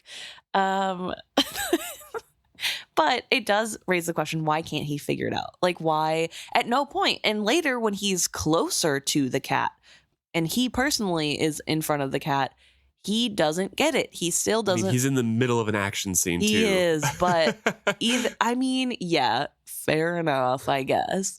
But it's just weird to me because he's busy stabbing people and defending himself. Yeah. Excuses. He should know. But it's just odd that he's like, oh, it's clearly one of these other women. Like, they're doing it to him. And I don't know if that's, maybe he can't feel it from here. And he knows that there's a woman that's goading him. And so he thinks it has to be one of the women in the group. That is how he thinks right now. Okay. At least that's how I took it 100%. I was thinking he's feeling that woman's presence even now. No. And so that's why he's like, I guess it's one of these women. And so that's what's making me more frustrated. So I guess maybe I'm just. How I read it was that since he got the impression from his skill dreams multiple times that there is a woman involved in this, it must be one of these two. That's why he keeps wondering, like, is this the woman? Or is it this one who's involved? One of them is a mentor and pushing him. Okay. Because sharing a body with your wit animal is such an abomination. No one would ever consider it. And since the Piebalds are so strongly old blood and this is who we are, why would they do it? I think that's why it's like not popping in his head. It was taught to him by Black Rolf as such a thing that nobody ever does. You should never do something like this. Nobody does it. It is bad for everybody. And no old blood would ever consider it. And they would never accept somebody who did it. So yeah, that's fair. I think that's kind of hammered into him now. Even if he disagreed with it at the time, even if he and Nighteyes shared the thought of like, well, it's not their choice to judge somebody who chose that. What if the animal said yes? Yeah. So I don't know. Okay, well, that lowers my frustration with Fitz a little bit, I guess. It's still frustrating just because we know what's happening. True. So they're observing him, and finally they get to a point where the party has to go eventually to a single file section because it's kind of a treacherous path. And Fitz points this out and he's like, okay, we need to catch up before the prince begins the descent down this hill. It would be close. We had let them get almost too far ahead of us in an effort to remain hidden from them. And so they spring forward and put their heels to the horses and take the hard way. As the Piebalds are taking the easier, more meandering trail through it, they have to catch up and go kind of straight up this hillside to catch them before they begin the descent down this single file line path down the other side. And they have to catch up, get the prince, and get out. Yes. And then we get into Fitz sort of praising My Black in a way that's surprising considering we started off the chapter with him talking about how dumb she was. But now he talks about how a lot of horses are only fast on the perfect terrain. If it's just flat road, they can go fast. But My Black is an exceptional horse in that even this rocky, horrible, hilly terrain is nothing for her. She is able to go and go fast. And he can't look back to see how Malta and the Fool are faring because they have to get there in a timely manner. Yes, which, just side note, every time I read Malta and the Fool in this part of the chapter, it immediately I'm like, why is Malta there? Right. She's not. It's the horse. They heard us coming. Doubtless, we sounded more like a herd of elk or a whole troop of guardsmen than a single horseman bent on catching up with them. In response to the sound of our pursuit, they fled. We caught them at the very last possible moment. 3 of their party had already ventured out onto the steep, narrow trail across the hill face. The lead horse had just begun the descent. 3 horses remained carrying cats as well as riders. The last one wheeled to meet my charge with a shout, while the second to last chivied the prince along as if to hurry him out onto the escarpment. I crashed into the one who had turned to confront us, more by accident than any battle plan. The footing on the mountainous path was treacherous with small rolling stones. As My Black slammed shoulder to shoulder with the smaller horse, the cat leapt from its cushion, yowling a threat, landed downhill from us, and slid and scrabbled away from the plunging hooves of the struggling horses. I had drawn my sword. I urged My Black forward, and she easily shouldered the smaller horse off the path. As I passed, I plunged my sword once into the man who was still attempting to draw a wicked-toothed knife. He cried out, and the cat echoed his cry. He began a slow topple. No time for regrets, he moves on to the next person. Notably, nobody says a word about that death or killing. Nighteyes isn't threatening to walk away from Fitz forever. Nobody's well, it's not like, a needless death. Okay, cool. I get it. We are in battle, you know. But whatever. I'm just pointing it out. So the second rider turns to meet them, and again, this is the other man. I could hear confused shouts from women, and overhead, a crow circled, cawing wildly. So Lodwine is first. He is out on the single file line, going downhill. The 2 women are behind him, and the empty horse are behind them, also kind of going down. The 2 men are trying to hurry the prince ahead of them to keep going down, and the 2 men kind of turn back to defend against Fitz. Yes. At this point. So the second guy is turning around now, and the man on the big horse, Lodwine, is shouting questions and trying to back his way out because he doesn't have room to turn around his horse. And he probably can't see very well what's happening. Yep. So there's a lot of shouting happening. Nobody's answering him. Yeah. Because they're fighting for their lives. Yeah, and the women are trying to escape and go further down, and he's trying to back up his horse through the trail. Like, it's just right. A blockade now. Yes, and it's working really well for Fitz. This feels like a catalyst moment, and that Perfect timing. It works out really well for him. That plot armor is great. And he does have to fight this other man who also has a cat wit partner. And neither of them can reach each other. None of the men can reach each other with their swords. So Fitz decides that he needs to go after the cat because it's probably a wit partner, and that will slow him down. Yeah. So he shouts, "Prince Dutiful," as My Black chested the rump of the next horse. As Dutiful turned toward me, the cat on the horse between us opened its mouth in a yowling snarl and struck out at My Black's head. My Black, both insulted and alarmed, reared. As we came down, she clattered her front hooves against the other horse's hind quarters. It did little physical damage, but it unnerved the cat, who sprang from her cushion. So the rider, the man, turned to confront us, but could not reach me with his sword. And Dutiful's cat was snarling angrily, but had nowhere to vent her rage.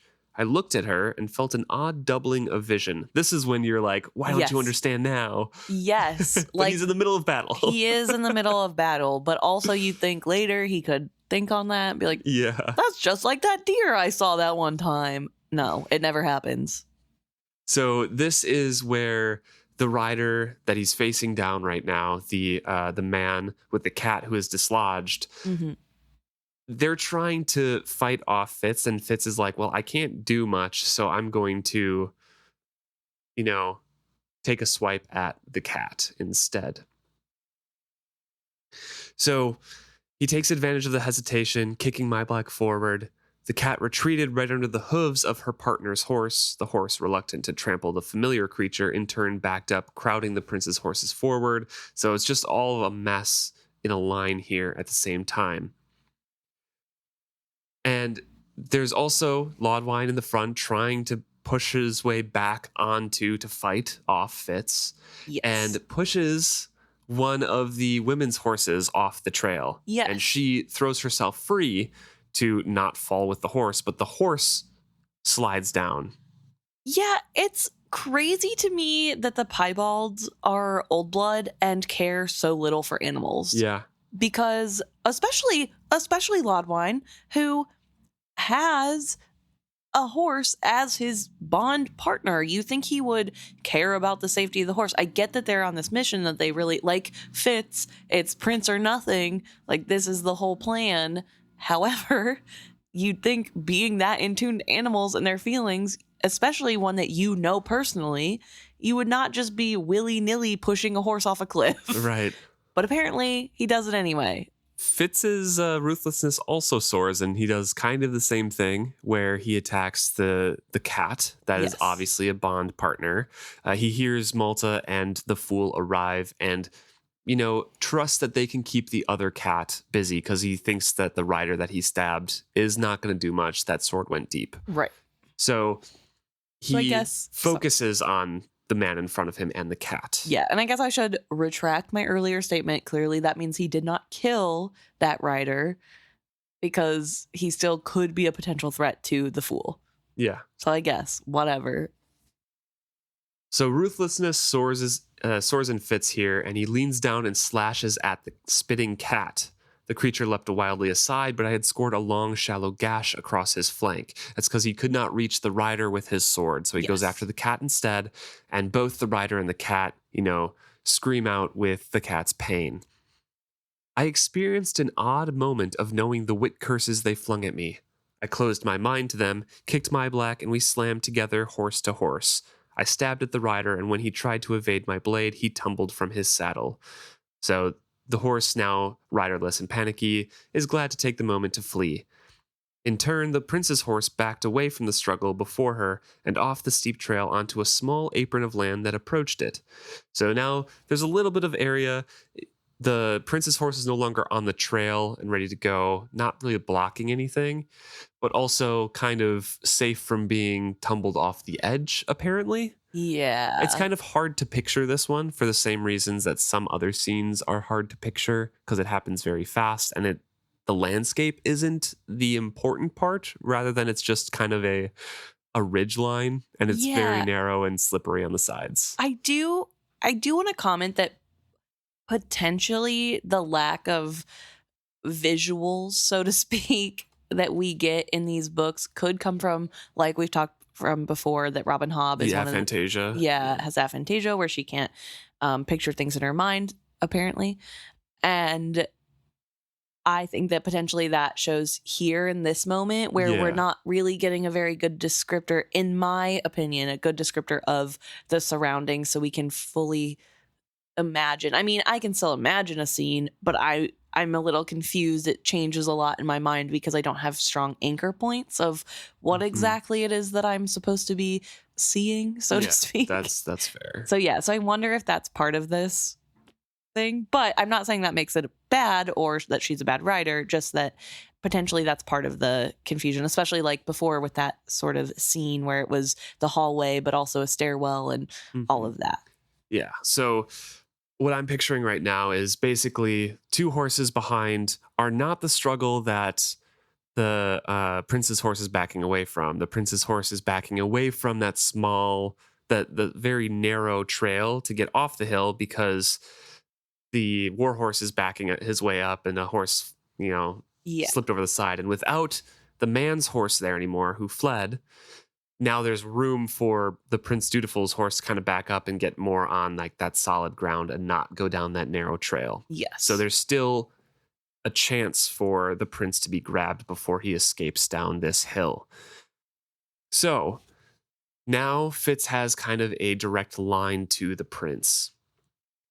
So he's looking at the prince here. The prince is still looking forward. The cat that rode behind the prince had bristled her fur to full extension and now confronted me with an angry snarl. There was something wrong with her, something misshapen that appalled me.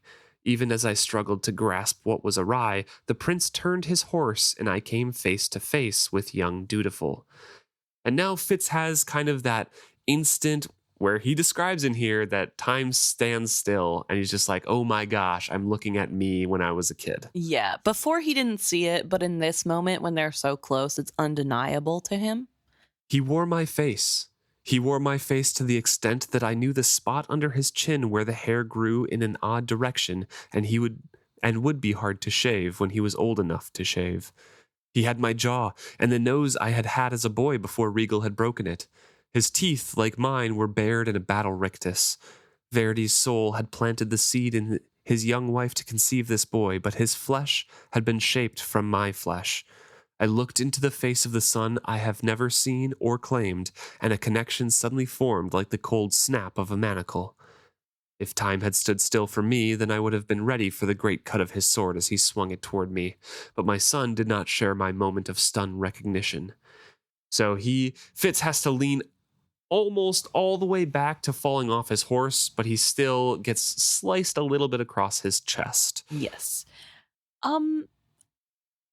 If he is such a spitting image of Fitz, who was a spitting image of his father, how does nobody make comment or rumor? I know that Fitz was supposed to be dead. He looks like a Farseer, and he also does kind of look like Verity because Fitz kind of looked like Verity a little bit. Yeah, like they're obviously related. So.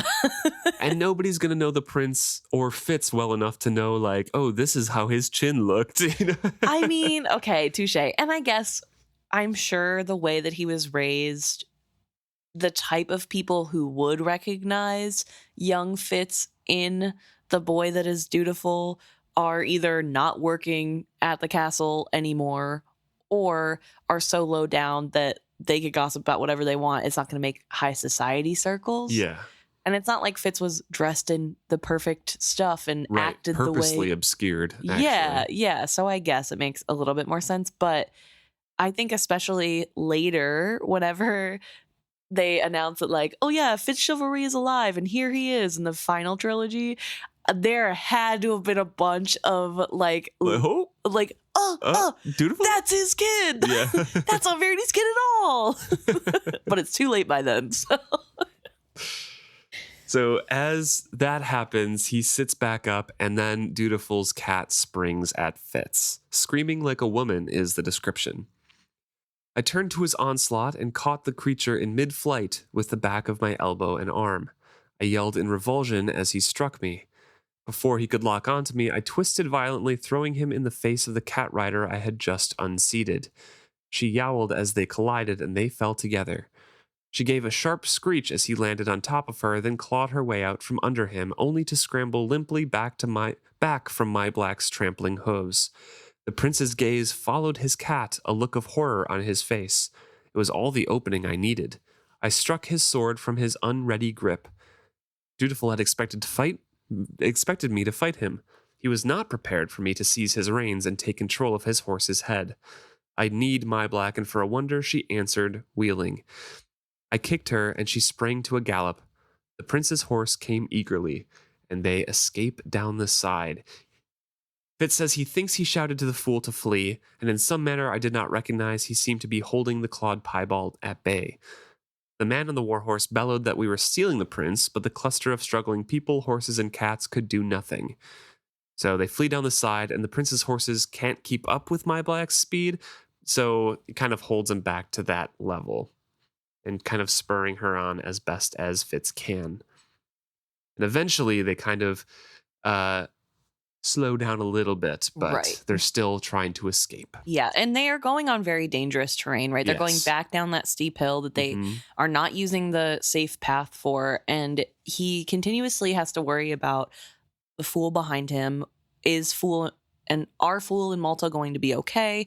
And are they going to be able to follow him? He can't really think about that in this moment. He just has to get Dutiful out of here. Yeah, he's put as much distance in between him and his companions as he can. Yes. And for a wonder, Dutiful at no point makes any attempt to sort of take the reins back, right? Like, he is just riding along mad. It's because, okay, so the first time I spared a glance back at him, Dutiful was hanging on grimly, his mouth set in a snarling grimace and his eyes distant. Somewhere I sensed an angry cat followed us. So that's because he's been so vague, and that's the thing that Fitz latched onto. The cat and Paladine is exerting a lot of influence on Dutiful to keep him vague, to keep him kind of suppressed a bit. And I think Paladine is like looking through Dutiful's eyes a bit more. Yeah, definitely. That's like part of it. But I think, in this moment, it is sort of surprising, especially to a first time reader, that Dutiful is just going along with this and there isn't a fight, really. There is a throwaway line here that we rode through slapping brush and clattered up steep rocky hills and then down terrain where a sane man would have dismounted and led his horse. It would have been suicide for the prince to leap from his horse.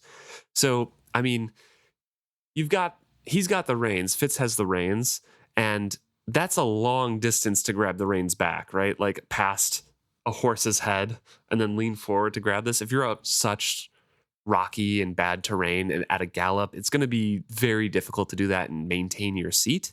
Yeah, but you could take the bridle off, right? Like, not from horseback, maybe. I don't know. I feel like granted, it's been a really long time since I rode a horse, and I did it at like a campground. This wasn't like we went on a trail. Yeah. I'm sure people can. Somebody can correct me if I'm wrong, but I'm pretty sure the like whole bridle thing that they put in their mouth around, like even if you couldn't reach the buckle, you could reach it with a knife or something sharp to take it off.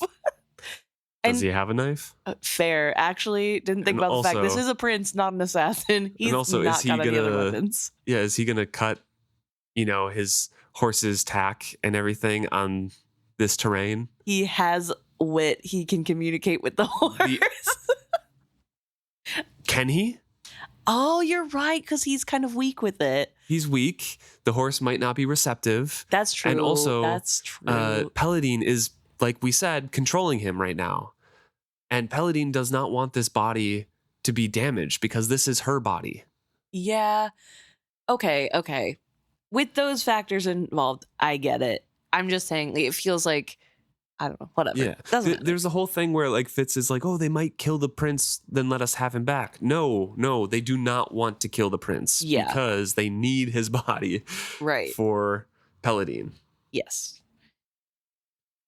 But eventually he hears a shout of encouragement, Fitz does, and hears Fool and Malta kind of coming down behind them. So he pulls up my black for an instant. And the prince's horse was already lathered, the white foam dripping from her bit. Behind her, the fool reined Malta in. You're all in one piece? I asked hastily. So it appears, he agreed. He tugged his shirt collar straight and fastened it at his throat. So that's where he has the charm against predators. Right, and he does not want Fitz to be seeing that. Correct.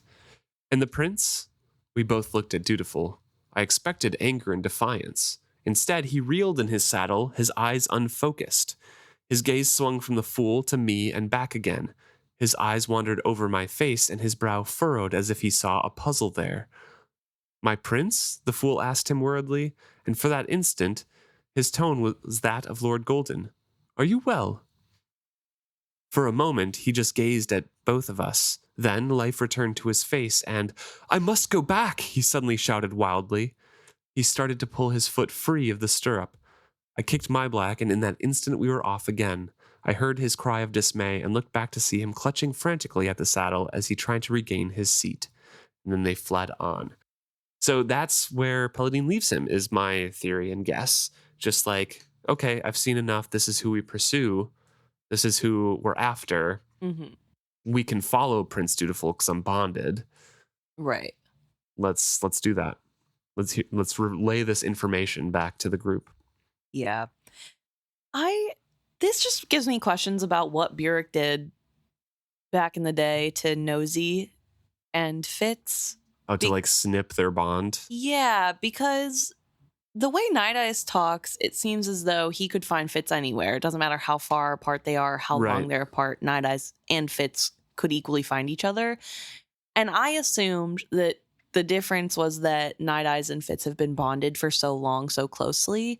But then here in this moment, I mean, I don't know. I guess we don't know how long he has been with the cat. And they're a very deep bond, too, because it's not safe. Right? That's true.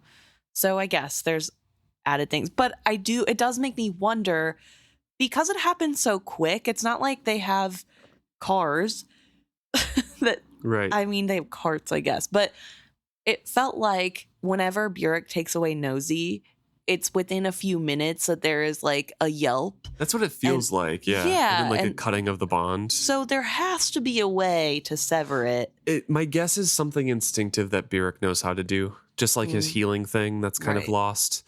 And for following them, I'm wondering if that's unique between Dutiful and the cat and Nighteyes and Fitz, because their bonds are so deep, and regular old blood and witted folk do not have that ability. That's fair. And I guess if you're a regular... We don't have a reference point for that. Yeah, and if you're a regular person that's witted and you have, or old blood, and you have a partner, how often are you going to be separated from your animal partner? So I guess there's also like the layers of that as well. Oh, action-packed chapter, though. We've gotten a lot of traveling, and now we're getting some action. Yeah. Lots going on. Lots of sort of little moments of introspection, and Fitz is back to his old self, which is good. It's not the crazed murderer we had last chapter. Yeah. But there's still those moments of sort of uncertainty, and especially in this moment, ignoring aspects of what is going on that he doesn't want to think on, and sort of that sidestep happening. But we have Dutiful, and he officially met Dutiful. This was the first time. Yes. Yeah. And it's not going well, but it's going as good as he could have hoped for, really. Yeah. That rescue attempt was probably the best he could have hoped for. Yes. I do want to ask, with the questioning look that we get from Paladin through the prince's eyes at Fitz. Yeah, what's the puzzle? Is the questioning look that we see there, is that something that between Paladin through Dutiful and Fitz, is that something that's happening because she notices the similarities in the face of Fitz and Dutiful, and so it's maybe sort of like recognizably this might be a Farseer? Yeah. And not even knowing that's his dad, but just in a like, you have like, you look familiar. Why? Yeah. Maybe, yeah. Or just wondering like who they are, or like, oh, it's it's Lord Golden and his man. Yeah, that could be as well. Well, I don't know if his cat ever saw them at the Brazingas. Right, that's true. Yeah, I'm not sure, but I think it's something to do with that. It's just like, why is this person, whoever this is? Yeah, and I mean, I don't think that they would be puzzled by the idea that somebody is coming for the prince, right? That's like from the castle. Puzzled as to who these people are specifically. Yeah. But if it is a puzzlement on how similar, like the similarities that she's able to pick out between Dutiful and Fitz, it really makes me wonder, like, how different does he look now? Yeah. And it could be a puzzlement looking at Lord Golden too, because Lord Golden was at court before Dutiful went missing. No. He was only there for like a week before Fitz. I thought it was a full month. Maybe you're right. There might have been overlap, we'll Yeah. say.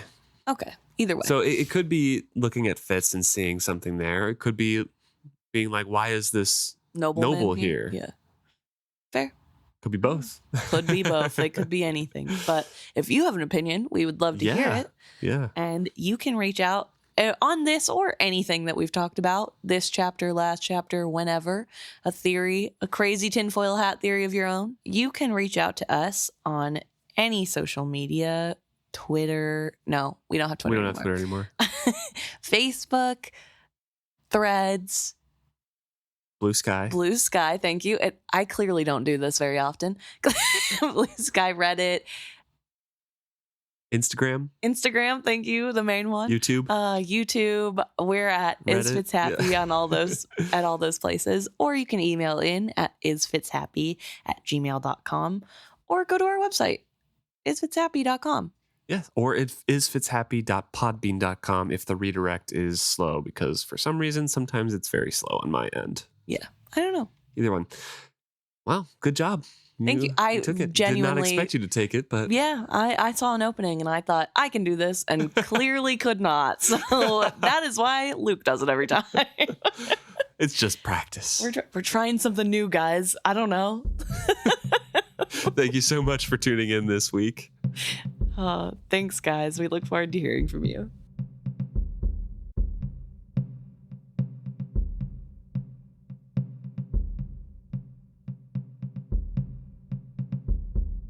All right, time for the best part.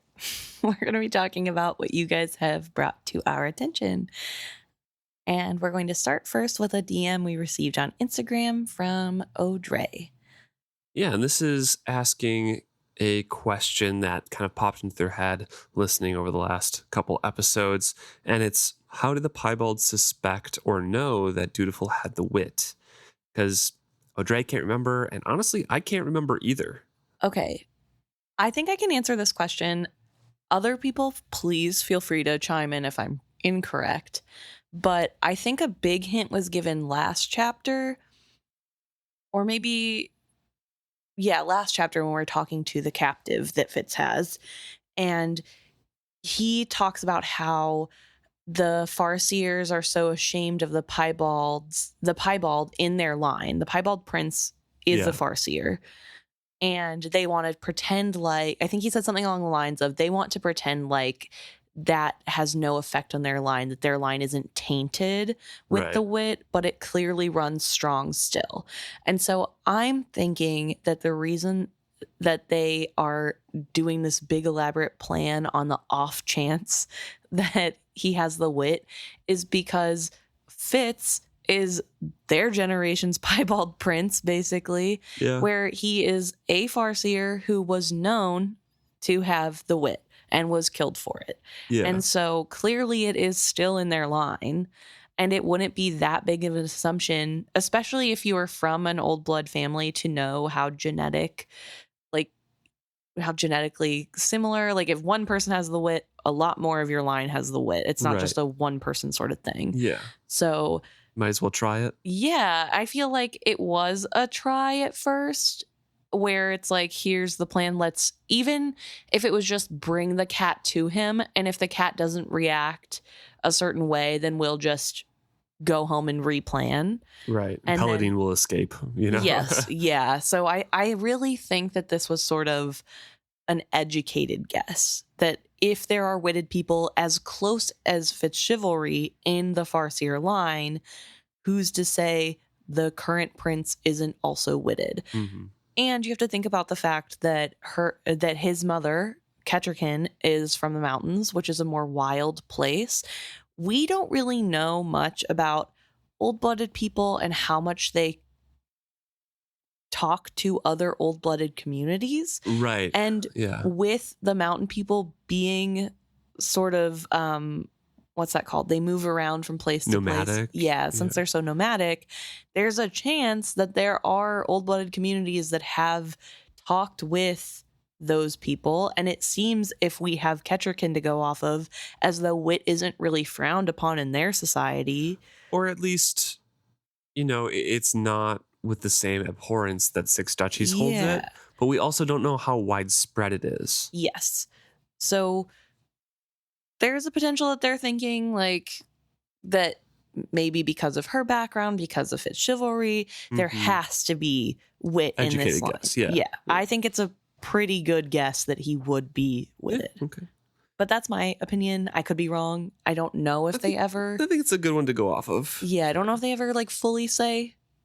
Yeah, but Audrey also had a comment about the parenting conversation that we had and wanted to agree with what Cookie Baker said, that Dre feels that the books portray it very realistically, parenting very realistically, and also agrees that Kyle is one of the worst parents. So sorry, Emma, but yes, Wintro is his child, still his child, and he is worse than abusive to Wintro. Agreed. I think how he treats Wintro is abhorrent and really bad.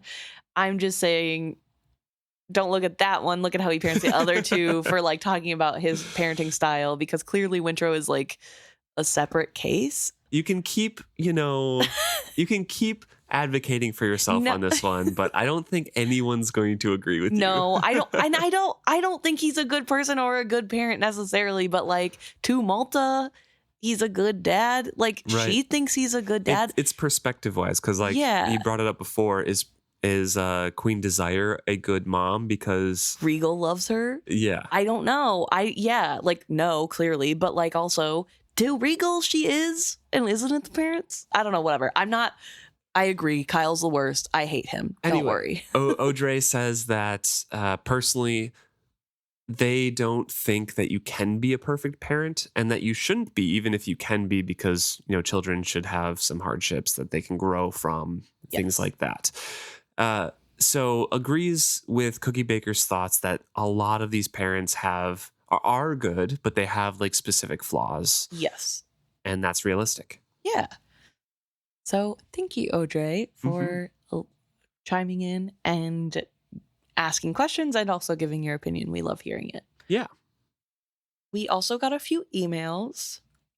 The first one is from listener Allie, who wrote in to talk about their reading of wit and skill and how it's portrayed in the books. And I think it's a really interesting reading. And so I wanted to talk about it. I think, we obviously want to. And it's something that we have talked about in the past, I believe, but I think it was during the first trilogy that when we talked about it, maybe even the first few chapters when we were discussing Byrrc and chivalry and how the wit was treated and Byrrc and chivalry's relationship and things like that. So I think it was kind of all wrapped up in that, but to have another chance at this discussion is a great opportunity. So Allie is writing in to talk about how they felt that the wit and skill can be compared to how society views gay versus straight relationships, with the wit being an allegory for queer love, and with the skill being straight love, which they also go on to say later that obviously there are differences and like the skill is addictive, whatever. But for this purpose of topic, not all allegories and things have to match up one-on-one. Yeah, it's fine. Yeah. But Allie has really interesting points here for this, especially with the Fool's Kiss chapter with Laurel saying that witted people should not marry because they already have wit bond partner, reminded them of the way I perceived the wit and the skill when I first read the series, that the wit is an allegory for queer love, the skill an allegory for straight love, because they both primarily are about intense relationships. There is just more prejudice against the wit and more prestige when it comes to the skill. Often the way Fitz spoke about being witted stuck with me when looking at it this way. Fitz says many times that the wit is something that enriches his life, even though he is discriminated against because of it. It's not something that he would or could change about himself, which is a sentiment shared by queer people commonly. I feel like the way witted people are talked about in the Six Duchies is reminiscent of how gay, particularly gay men, are talked about now. Like witted people are dangerous, and gay men are a danger to your kids. Jenna accepted Fitz, despite his use of the wit, rather than because she was indifferent to the fact he was witted. And when she breaks off their relationship, it wasn't because he killed 3 people, it was because him doing so was confirming in her mind the stereotypes she had about witted folk. There's a lot of microtransactions also like this. The way Starling sometimes interacts with Nighteyes when she seems uncomfortable with his presence and wants him to leave. This reminds me of the way people who say, I don't mind if you're gay as long as you don't talk about it or act gay in public.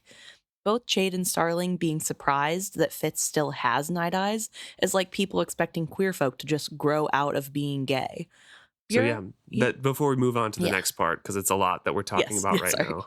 That is a very good read and take on things, and I've seen that opinion expressed from other people as well. So you're not alone in these thoughts on how to read or find meaning out of these magic systems. Yeah, and there's definitely, I do like the different ways that you can liken it.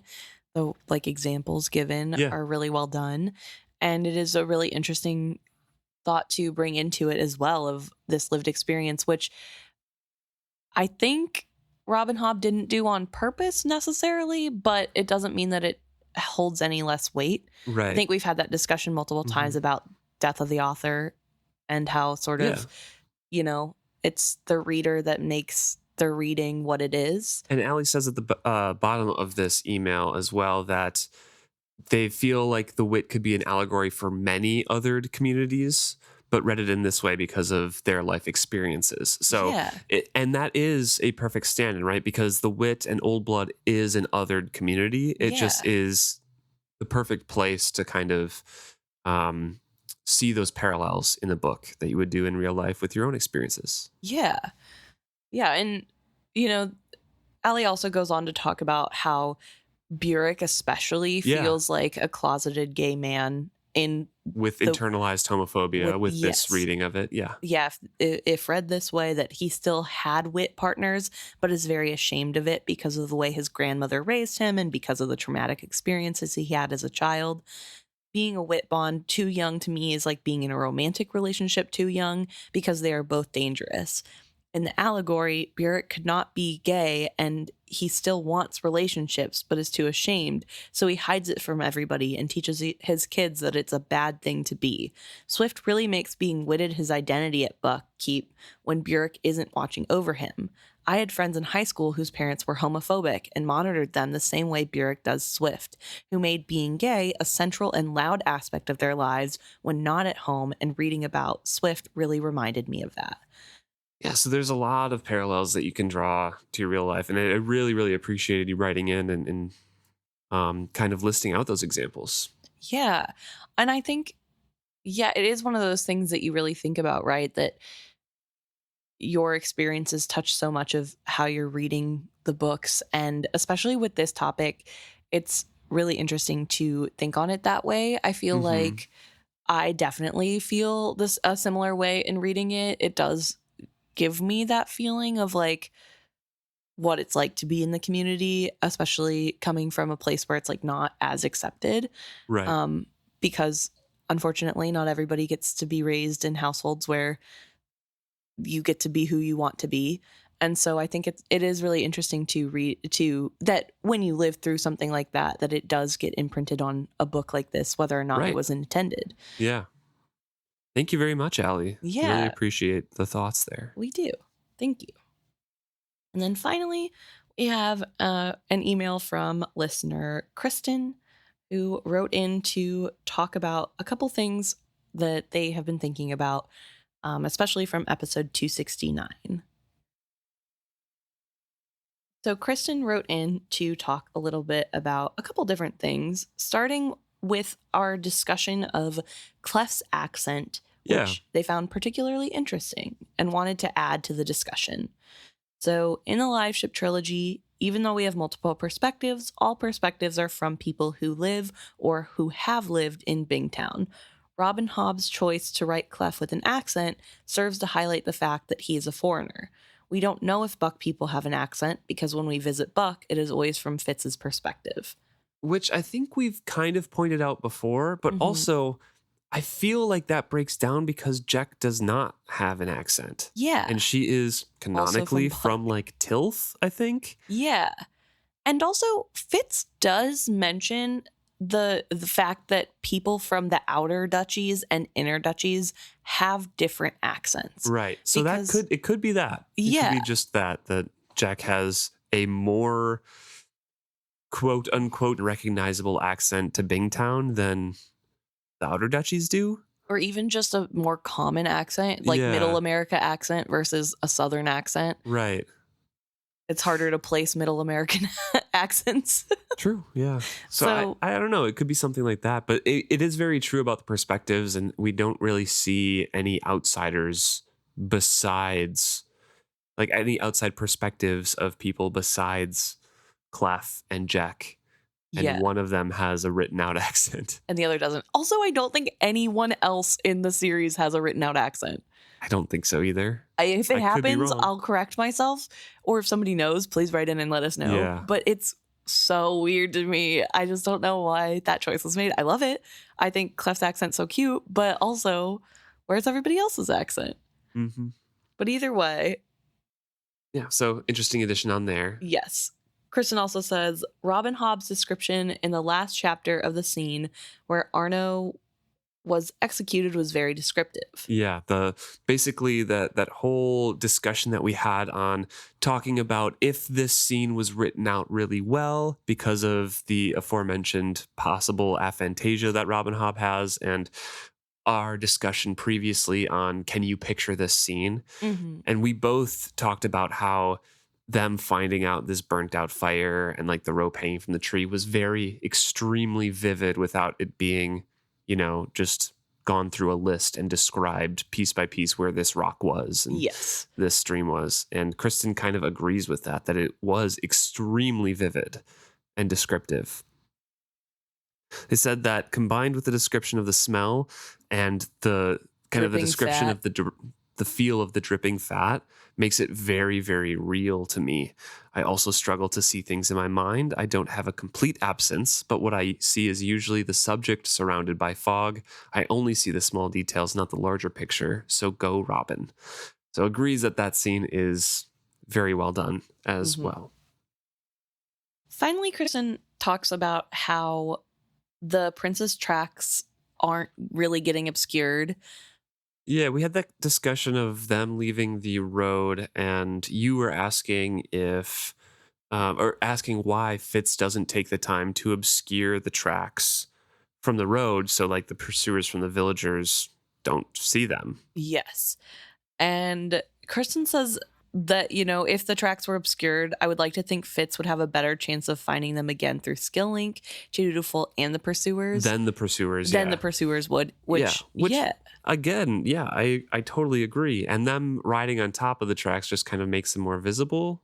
It obscures the prince's party, sure. Yeah. It's harder to determine what is happening, but it's still a very clear track to follow. Yeah, especially because it goes off of the road. So it's Yeah. clear somebody, I don't know. Yeah. It's just a weird choice in my opinion of Fitz in the party, but I guess they don't know how close the people behind them are, so Haste is needed, I guess. yes. Nice. Thank you very much, Kristen, for writing in about those other topics. And it's interesting chapters and descriptions that we've been getting. It is. Yeah, and thank you to everyone who writes in. We always love hearing from you guys and figuring out what is a shared experience, what isn't, and how you guys are reading versus how we are, and it's always very fun. Yeah. And as always, I do want to thank Anna and Neva very much for your continued support on Ko-fi. Thanks, guys. See you next week.